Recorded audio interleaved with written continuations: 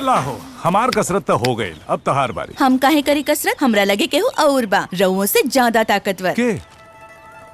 Wheel नींबू jasmine के ताकत के संगे। नींबू के ताकत मईल के बैंड बजाई और जैस्मिन कपड़न के फ्रेश बनाई। माने हम नींबू और हम जैस्मिन। का भइल? हमार 20 के नोट।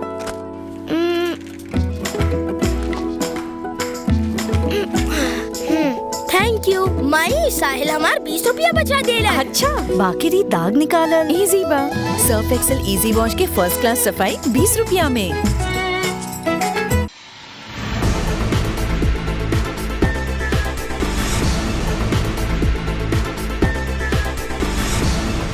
नमस्कार, मैं वैष्णवी, आप देख रहे हैं प्लस न्यूज। आइए नजर डालते हैं आज के हेडलाइंस पर।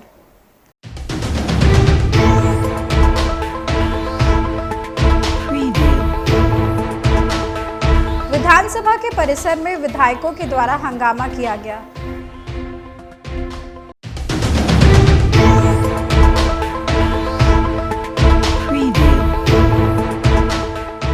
मंत्री जमा खान ने सांप्रदायिक सौहार्द बनाए रखने की अपील की है।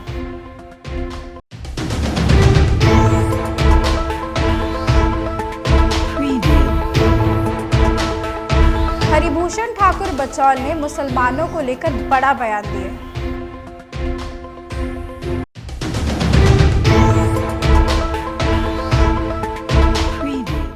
अब खबरें विस्तार से।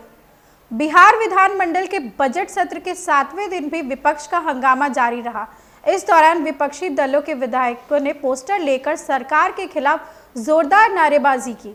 विधायकों ने कहा कि नीतीश सरकार हर मोर्चे पर विफल साबित हुई है, इसलिए आने वाले चुनाव में सरकार को उसका खामियाजा भुगतना पड़ेगा।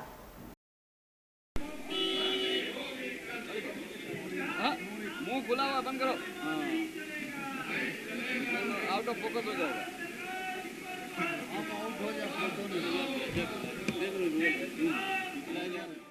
बिहार सरकार के मंत्री जमा खान ने हिंदू और मुस्लिम दोनों समुदाय को सांप्रदायिक सौहार्द बनाए रखने की अपील की है। उन्होंने कहा कि क्योंकि इस साल जुम्मा और होली एक ही दिन मनाई जा रही है, इसलिए भाईचारे के साथ त्योहार को मनाएं। यार सबसे बड़ी चीज भाईचारा मोहब्बत है। हर समाज के हर धार्मिक ग्रंथ किताबें करके भाईचारा बनाओ। आस्था जहाँ जहाँ आस्था है उस पर चोट मत पहुँचाओ, या मस्जिद हो या मंदिर हो, आस्था पे आप चोट पहुँचाओगे तो अंदर से तकलीफ होगी तो भाईचारा बिगड़ेगा। होली के दिन घर से बाहर निकलने के लिए 12 दिन सुरक्षित रहेंगे, सब सुरक्षित रहेगा। 12 दिन दिखाने की मांग कर रहे हैं। भाजपा के विधायक हरिभूषण ठाकुर बचौल ने मुसलमानों को लेकर बड़ा बयान दिया। उन्होंने कहा कि एक तरफ तीज त्योहार में मुसलमान समाज के लोग को रंग अबीर बेचकर पैसा कमाते हैं, लेकिन रंग लगाने से परहेज करते हैं, यह उनका डबल स्टैंडर्ड है। वहीं उन्होंने कहा कि इस बार होली और जुम्मा एक ही दिन है, इसलिए मुसलमान घर से बाहर ना निकले, और अगर घर से बाहर निकल रहे हैं तो रंग लगने पर बुरा ना माने। है मुस्लिम बंधुओं का धार्मिक अनुष्ठान है। हम लोगों का साल में एक बार होली जुम्मा के दिन ही हो रहा है। मुस्लिम बंधुओं से अपील करते हैं कि वो घर से नहीं निकलें, अगर निकलें बड़ा करेजा हो, कहीं रंग अबीर लग भी जाए, इसको बुरा नहीं माने। अभी बनाने वाले कारीगर जो है मुसलमान ये डबल स्टैंडर्ड है। वो रंग लगाएंगे नहीं, रंग को लगाने वाले को कहते हैं कि दोजक की आग में जलेगा। वो रंग बेचते हैं। हमारे तीज त्योहार पर्व से पैसा कमाएंगे और रंग लगाएंगे नहीं, यह भी उचित नहीं है। अगर लगाते नहीं है तो बेचना भी नहीं। जदयू और किसी पार्टी से मुझे नहीं लेना है, ये मेरा स्टैंड है, मेरा व्यक्तिगत राय है। हाँ, अगर बड़ा कर जाओ तो निकले। हाँ, निश्चित रूप से मांग करते हैं। चलिए, हो गया। बिहार की राजधानी पटना में जगह जगह पर लालू प्रसाद यादव के खिलाफ पोस्टर लगाए गए हैं। पोस्टर लगाकर लालू यादव के शपथ ग्रहण वाले दिन को निशाना बनाया गया। हालांकि पोस्टर किसने लगवाया है ये किसी को नहीं पता है। इस पोस्टर पर बीजेपी, राजद और कांग्रेस के नेताओं की प्रतिक्रिया सामने आ रही है। इसको लेकर भाजपा प्रवक्ता अरविंद सिंह ने भी जमकर निशाना साधा है। उन्होंने पोस्टर लगवाने वाले व्यक्ति को बधाई का पात्र कहा है। उन्होंने कहा कि इन पोस्टर के जरिए नौजवानों को जगाने का काम किया गया है। लालू यादव के काले इतिहास को दिखाने का प्रयास किया गया है। 10 मार्च 1990 का वह काला दिन, जिस दिन श्री लालू प्रसाद यादव जी ने बिहार के मुख्यमंत्री के रूप में शपथ ग्रहण किया था, और जानवरों के चारा तक को चढ़ जाने का काम किया था। घपले, घोटाले, हत्या, अपराध, नरसंहार, अपहरण, बलात्कार, इसका एक इतिहास लिखने का बिहार में काम किया और बिहार के चरित्र को कलंकित करने का काम किया था। वो व्यक्ति जिसने ये इस तरह का पोस्टर लगाने का काम किया है वो बधाई का पात्र है, धन्यवाद का पात्र है कि बिहार के नौजवानों को, नौनिहालों को उसने जगाने का काम किया है। श्री लालू प्रसाद जी के काला इतिहास और काला चेहरा को दिखाने का प्रयास किया है। ऐसे लोगों का इतिहास बिहार के जनता को, जो नौजवान है, जो नया पीढ़ी है, उसको जरूर बताना चाहिए कि बिहार में कैसे नरसंहार होते थे, कैसे बलात्कार होते थे, कैसे अपहरण उद्योग चलता था, कैसे शोरूम से गाड़ियां उठाई जाती थी और कैसे गरीबों का शोषण होता था और पलायन होता था, मजदूरों के हक को लूटा जाता था सत्ता द्वारा। तो ये लालू यादव का इतिहास है। इस इतिहास को दिखाने के लिए वो भाई को बहुत बहुत बधाई। केंद्रीय गृह मंत्री अमित शाह द्वारा माता सीता की जन्मस्थली मिथिला में मंदिर निर्माण का ऐलान किया गया। इस पर भाजपा प्रवक्ता प्रभाकर मिश्रा ने अपना बयान दिया। उन्होंने कहा कि ऐसा करके सिद्ध कर दिया है भाजपा ने कि भाजपा सनातन संस्कृति की रक्षा और उसकी उन्नयन के लिए संकल्पित है। जगत जननी माता सीता की जन्मस्थली मिथिला में मंदिर बनना ही चाहिए। केंद्रीय गृह मंत्री माननीय अमित शाह जी मिथिला में माता सीता के मंदिर बनाने का ऐलान कर बता दिया कि भाजपा के लिए सनातन संस्कृति की रक्षा और उसका उन्नयन सर्वोपरि है। मिथिला में माता जानकी के मंदिर बनाने का ऐलान कर केंद्रीय गृह मंत्री ने बिहारियों का सम्मान किया है। चंपारण के केसरिया में कंबोडिया की तर्ज पर करोड़ों रुपए की लागत से विराट आध्यात्मिक कॉम्प्लेक्स का निर्माण कार्य पहले से ही चल रहा है।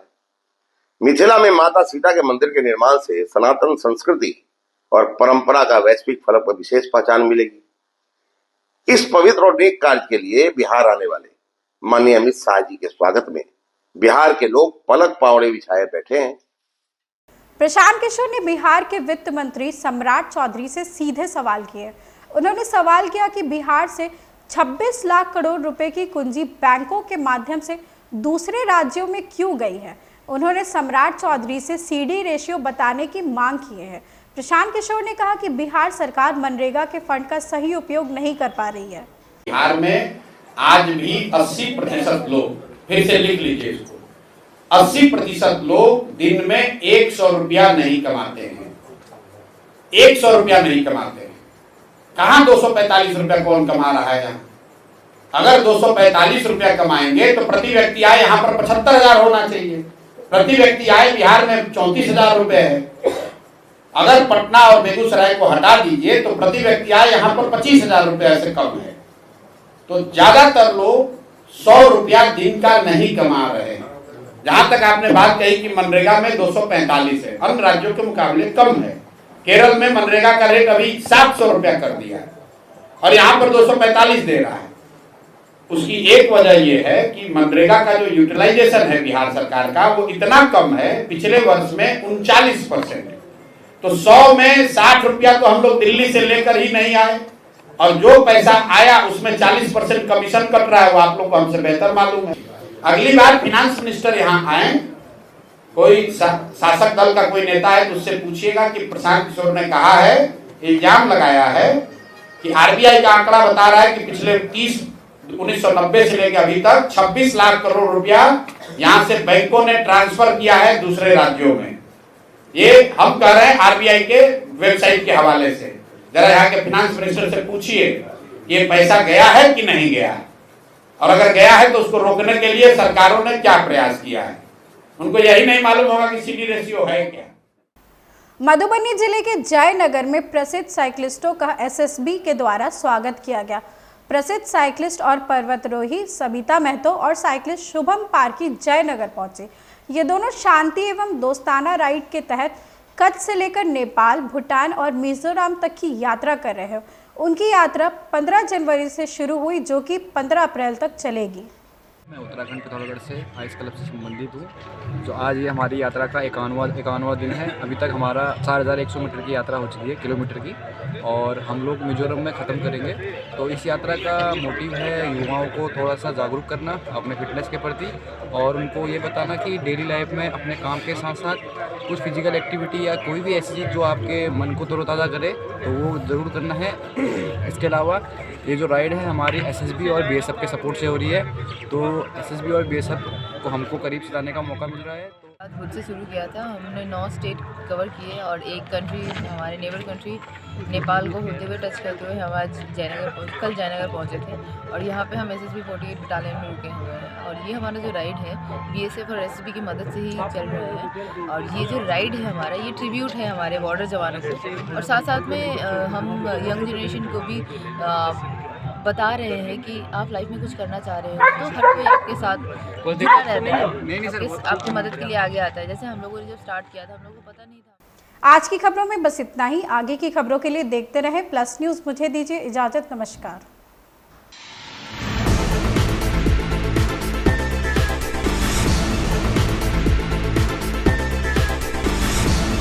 Want to know the secret of my success?